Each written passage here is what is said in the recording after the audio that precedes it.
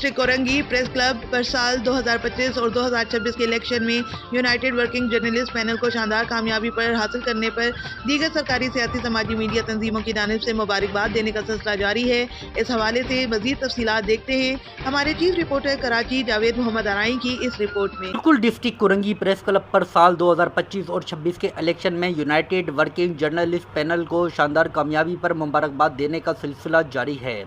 جبکہ وزیر بلدیات Sindh Saeed Ghani, Korangi M P A Muhammad Farooq Awan, chairman Korangi town Muhammad Naeem Sheikh, chairman Landhi town Abdul Jamil Khan, chairman Shah Faisal town Gor Khattak, S S P ضلع Korangi Muhammad Tariq Nawaz, S S P ضلع ٹریفک کورنگی مجنو خان انر،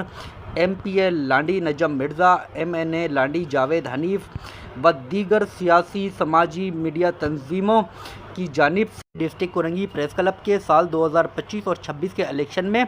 شاندار کامیابی حاصل کرنے والے یونائیٹڈ ورکنگ جرنلسٹ پینل کے صدر صفدر محمود ارائیں، سینئر نائب صدر راؤ ایوب عثمان، نائب صدر Arif Kamal, general secretary Amir Raza, joint secretary Allah Bakhsh Soomro,